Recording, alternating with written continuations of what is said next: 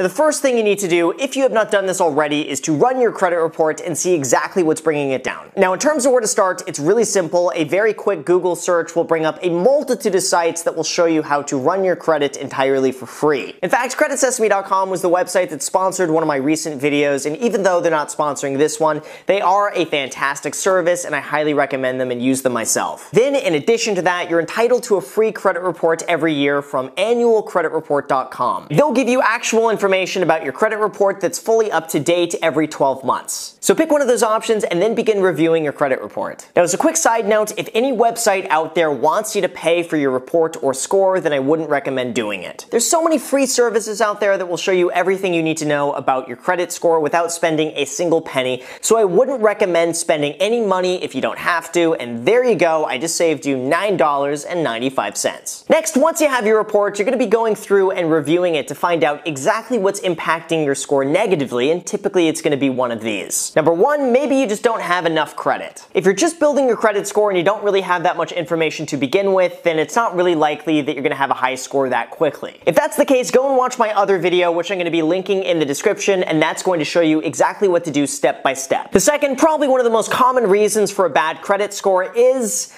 I shudder to say this, a late payment or late payments. This is something that will impact your credit score for 7 years, or basically as long as you're gonna have bad luck if you break a mirror indoors. So I'll show you how to fix this shortly. Not the mirror, by the way, the credit score. I can't help you if you got 7 years bad luck if you break a mirror inside, but I can help at least improve your credit score. The third, look to see if you have any accounts in collections. And if you see this, it's pretty bad. This is what happens when you've had such a late payment that the lender just gives up on you and then writes it off as a total loss. Then they go and sell that delinquent debt to a third-party collections agency who buys that debt usually for pennies on the dollar. And usually this is going to happen once you're over 150 days late on a payment. Now fourth, look for any maxed out amounts in your credit report. This means that maybe you have a credit card where you've spent up to the available limit, or you're just borrowing as much money as humanly possible without paying down the balance. Now if this is you, just be aware that your total credit utilization, or in other words, how much credit you're borrowing based off the credit you have available to you,